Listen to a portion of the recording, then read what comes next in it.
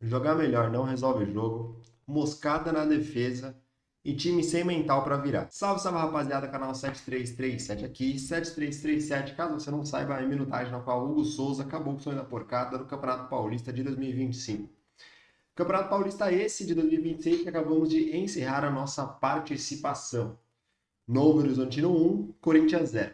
Antes de falar do jogo em si, eu quero citar um tópico que aconteceu antes do jogo e que é simplesmente um marco de vergonha para o Corinthians, que é, se for confirmado, né, mas aparentemente já foi confirmado, que é o valor de venda de André para o Milan, 17 milhões de euros.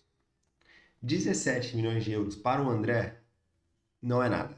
Desculpa. Desculpa, não é um valor. Ah, são 109, 110 milhões de reais. O Corinthians vai ficar com 20% de lucro numa possível venda. Ainda tem um bônus se ele ativar, alcançar certas marcas durante até junho, né? Nada, nada. Para o André é no mínimo 25 milhões de euros, mínimo. Isso que a proposta de Bidon ainda não chegou. Marcelo Paes anunciou que de fato teriam algumas vendas nesse meio de janela, nessa temporada, na abertura da janela europeia, o que faz sentido, porque o Corinthians de fato tem que movimentar esse caixa, mas doações eu não sabia que ia ter.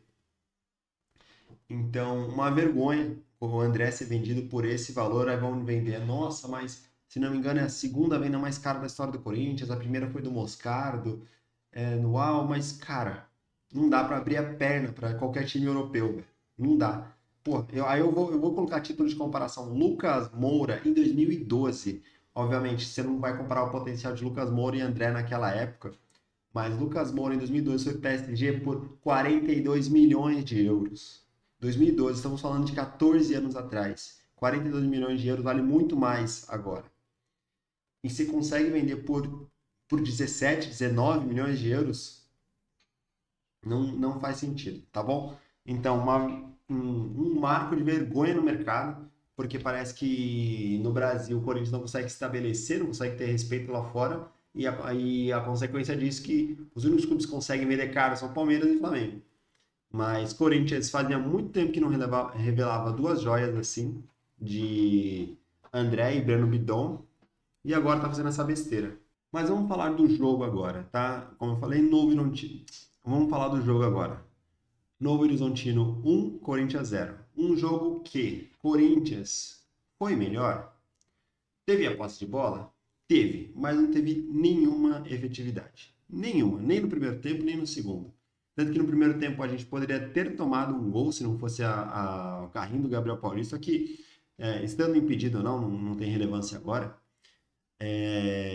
Mas foi um total mexidas, as substituições no segundo tempo que não fizeram nada. Dieguinho entrou muito mal, muito mal. Mas vamos lá. No primeiro tempo, como eu falei, o Corinthians teve essa dominância, chegamos a ficar quase 80% da posse de bola, mas era a estratégia do Horizontino, porque a gente foi com uma escalação é, que valorizar, a gente sempre valoriza muito a posse da bola, e a gente foi com uma escalação que não tinha velocidade para contra-ataque. Porque a gente não tem velocidade em Memphis e Garro, não tem essa velocidade. Então a gente não podia contar com isso, teriam que ser jogadas bem construídas, coisa que aconteceu muito pouco, muito pouco. Então, no primeiro tempo, por mais que André estava muito bem no primeiro tempo, Breno Bidon também estava muito bem no primeiro tempo, mas não teve efetividade. Mateuzinho totalmente desaparecido, ainda tomou um cartão amarelo besta no começo do primeiro tempo. E já ressaltando, não tem que falar de arbitragem nesse jogo, tá? Não tem o que falar. Tiveram uns cartões aqui, outros cartões ali, mas totalmente foi para os dois lados. Não tem que falar de arbitragem nesse jogo. Seja de acréscimo também, não acho que tem que falar. Ele deu 7 minutos, depois deu mais um. E foi a mesma coisa que aconteceu. O Guinegão fez a mesma coisa que Memphis fez contra o Palmeiras. Mas a gente comenta disso quando falar do segundo tempo. Primeiro tempo, como eu falei, foi tecnicamente dominante do Corinthians, mas sem efetividade nenhuma. Depois da parada técnica, o Corinthians foi com o melhor, conseguiu dominar, tentou construir jogada, mas não encaixou. Já no segundo tempo, o Corinthians simplesmente, não vou dizer que desligou no gol, mas o Novo Horizontino continuou com essa proposta, fez as substituições dele e continuou com essa proposta, cara, de esperar, e o Corinthians não estava levando tanto perigo. Beleza, teve uma bola que o Garro furou muito mal, que foi uma jogada ensaiada e com certeza muito importante, acho que ele sentiu isso, porque não dava para deixar dessa bola passar, ele furou uma bola que, cara, não foi nem por debaixo da perna, a bola passou reto, ele errou totalmente o tempo da bola e poderia ter sido o gol que classificasse a gente, né? Além disso, no segundo tempo, o Dorival foi pro abafa, né? Então entraram Carrilho, Dieguinho, Pedro Raul, Vitinho, Guinegão, saiu Bidon, Garro, Ranieri, Alan, se não me engano foi o Alan também. Assim, tentou tudo. Só que foram substituições de só com atacante. O Gustavo Henrique estava lá na entrada da área. O Hugo Souza foi tentar cabecear um escanteio. Então, assim, foi totalmente besta.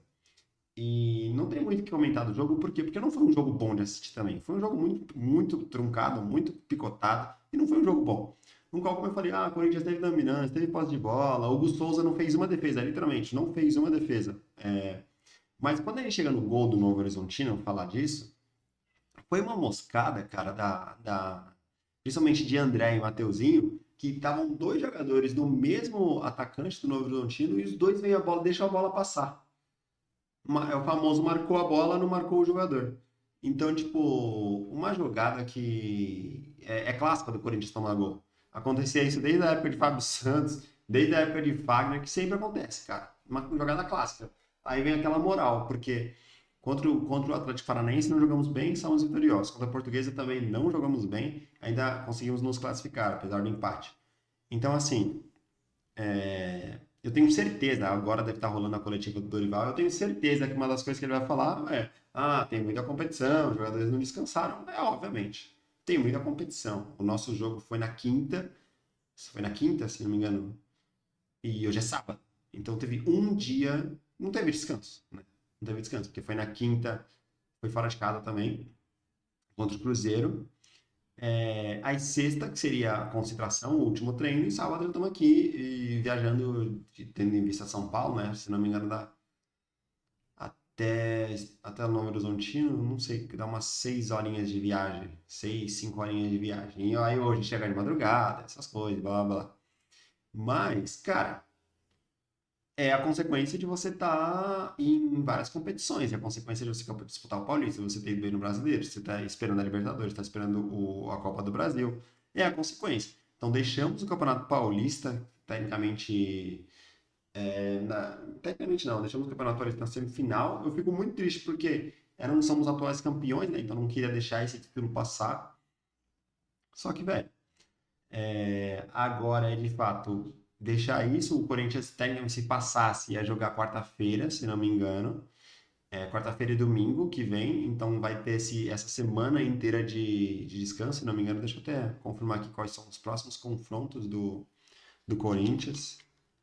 Agora que o Corinthians está eliminado, a gente só vai jogar contra o Curitiba no dia 11 de março. Então aí vai ter praticamente mais de 10, praticamente 10 dias, 11 dias aí de descanso, treinamento e descanso. Só que tem uma coisa que a gente tem que ressaltar, que o Corinthians sempre é assim, tá? Em toda volta de campeonato, o Corinthians não volta melhor.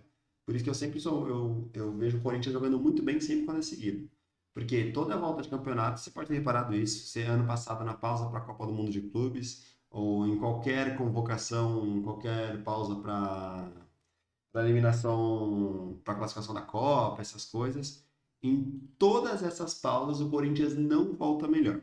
Não. Então, o próximo jogo contra o Curitiba em casa, não tenho na verdade, não tenho certeza de que o Corinthians jogará bem. O Corinthians sempre volta mal nesses intervalos. Talvez teremos o Yuri Alberto de volta, beleza, faz uma falta, bem como Caio Jorge, né? Que até agora não conseguiu mostrar. Mas, cara, vou ressaltar duas coisas aqui que aconteceram no jogo. Primeiro, a entrada do Dieguinho, que, como eu falei, entrou muito mal. Teve aquela tentativa de chute, beleza, mas entrou muito mal. Muitas vezes o Corinthians não estava acertando essa última bola e segurava muito, então teve umas jogadas com o Mateuzinho e com o Garro, que acabou com um chute de Mateuzinho, quando já dava para ter chutado antes. Memphis, então, não fez nada, né? Não fez nada no jogo todo. Teve um lance ainda que eu não entendi. O cara quer meter um voleio. O cara quer meter um voleio. Oh, cara, cara quer meter um voleio no, quase na meia-lua, velho. Que é mais fácil dominar a bola e chutar. Então, assim, isso o Memphis já de alguns jogos, tá? Obviamente, ele entra, ele tem uma marcação mais pegada nele, a coisa ele é diferenciada, obviamente a gente sabe disso, mas faz uns jogos que de fato ele não faz nada, né? Então, é isso, rapaziada, né? Agora, deixar esse Campeonato Paulista passar, infelizmente passar, né? E se preparar para entrar no Brasileirão e conseguir jogar direito, né? O último jogo contra o Cruzeiro foi uma vitória pra gente, praticamente. Mas a gente, né, não esperava que tivesse um desempenho tão errôneo em finalizações. Porque é bizarro, totalmente bizarro e não ter esse tiro certeiro, né, essa última finalização, esse último passe definido é muito ruim. Então, foi um jogo, como eu falei, um jogo ruim de se ver, jogo pegado, e a gente não teve efetividade, não teve cabeça. Ah, de verdade, o lance do Guinegão que eu ia falar, ele fez a mesma coisa que o Memphis fez contra o jogo do Palmeiras, que a gente teve um escanteio e o goleiro dos caras tentou segurar, literalmente, arrancar a bola da mão do Guinegão e tomou cartão amarelo. Então, tipo, feito. Beleza, o juiz fez o papel dele. Aí, porra, o juiz já tinha acabado de dar um minuto a mais. Então, eu não vou dizer que a gente tinha chance de virar essas coisas, mas teria seus 25 segundos a mais. Aí, 25, 30 segundos a mais. Aí o goleiro pega a bola, o Guinegão vai pressionar. O que ele faz? Ele dá uma paulistinha no goleiro caído, velho. E obviamente toma cartão amarelo. E o que o goleiro faz? Fica mais 30 segundos. No que ele chuta a bola, quando ele domina, o juiz apita. Obviamente isso ia fazer a diferença, 30 segundos ia virar, ia empatar, só Deus sabe. Mas que idiotice, velho. Que idiotice. É moleque, beleza, mas que idiotice. Então nenhuma das substituições entrou direito, mano. Nenhuma. Nem Pedro Raul não jogou, Vitinho não jogou, Carrilho não jogou. Então, assim, cara, aquele nota 4 pro time inteiro. 4, só que aí eu tiro mais 2 pontos de André e Mateuzinho que marcaram o vento. É isso, rapaziada. Não esqueça de deixar seu like, se inscrever e vamos esperar agora o próximo jogo pro Curitiba. E também aí, enquanto nesse meio tempo, enquanto tudo em jogo, a gente vai comentando sobre as coisas que acontecem no Corinthians. Valeu, falou, Augusto. Fudeu nós, né?